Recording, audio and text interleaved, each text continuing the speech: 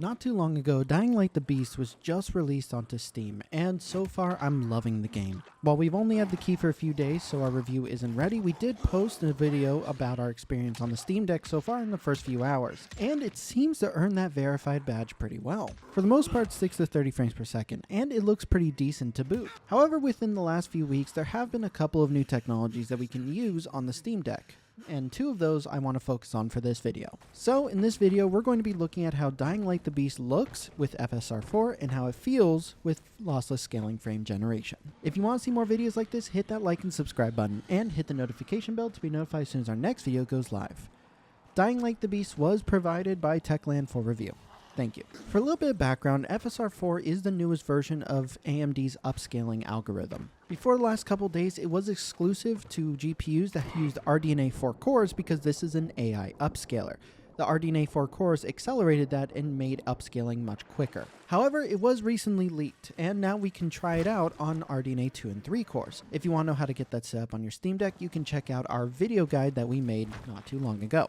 Link is in the description. As for frame generation, that's actually been out a little bit longer. Frame generation has mostly been seen in games with FSR frame generation, AMD's own technology, and it can be give or take. Lossless scaling is a different version of frame generation, and it's usually a bit better with less input lag and less stuttering and feels a bit smoother. So we're going to be trying out both of those in Dying Light the Beast to see if they're worth using and if they're worth using together. First, I want to take a look at lossless scaling and see how that compares to FSR frame generation, which is included in Dying Light the Beast. When starting the game, Dying Light defaults to FSR frame generation turned on, and in the beginning, it looks like it's running really well. However, once you start going out in the open world, it starts to really hit hard. It doesn't necessarily feel bad, but it's definitely more stuttery and the input lag is more noticeable. However, using the lossless scaling plugin, we're able to inject lossless scaling frame generation, and for the most part, it runs a lot better. FSR frame generation gets around 30 to 40 frames per second. Lossless scaling, once everything's loaded in, can get to 50 to 60. This makes it much smoother, and there is less input lag and less stutters overall. However, it's still far from perfect. Even though it is running better, there is still some big hitches that comes into when you're running around the city. This is similar to what we've seen in general gameplay, where if you're running too fast or going too far, it does start to stutter as it loads everything in. This is felt with lossless scaling as well, and to a higher degree. Because of that, there are more drops, and I did find multiple different areas where the frame rate would just tank, and I would hit 19 frames per second with frame generation on. Frame generation is supposed to be doubling the frame rate, which means the base frame rate during that time would be around 8 to 9. This is also something I felt when fighting other enemies. There were a couple of times where I was fighting a big batch of enemies, or even just 3 to 4, and I was starting to feel those drops as I was tacking. It wasn't as bad as running around and loading in new parts of the city, but it was still very noticeable. Compared to FSR frame generation, it is a step up. However, it's probably not something I would use on my own. Then we move on to FSR4. So the game actually comes with 3 different upscalers: XeSS, TAAU, and FSR. It does also have DLSS, but that's not something we can outright use on the Steam Deck. So we looked at and tested each of the upscalers in our other preview. And again, you can check that out in the link in the description. In the end, it came out that TAAU was the best upscaler to use. Not by much, but still a little bit better.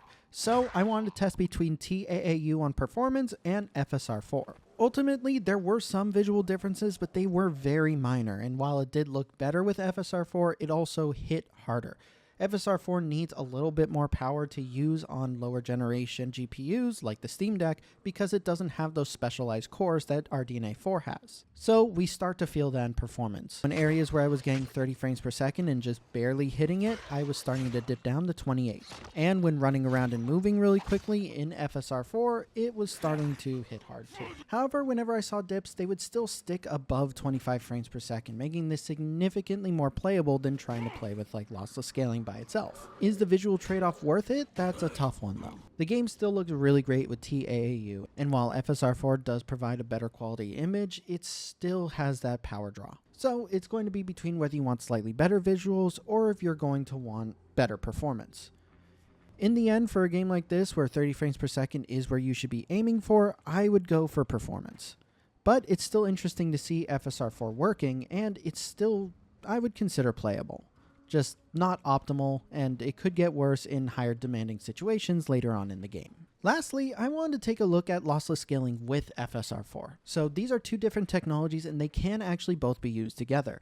There was an update to the lossless scaling app that allows you to copy paste a new command, which allows you to use the Decky frame gen so you can bring in FSR4 and lossless scaling at the same time. This new launch option does work with older versions of both plugins, so I'll be posting the launch option in the description. So for the most part, I would say expect about lossless scaling's performance when using FSR4 along with it. While FSR4 does have slightly more power draw, lossless scaling is going to be the big hitter here. It still has those issues where it does drop below 60, so those stutters are still felt, and it's going to have that increased input lag. Still, it is interesting to see both of the technologies working together to give us a slightly higher quality image with a seemingly higher frame rate. However, it ultimately just doesn't feel worth it. Not because of FSR4, but because of lossless scaling. The problems I found with lossless scaling, especially when using it with TAAU, which is not as demanding, is going to be even more apparent with FSR4.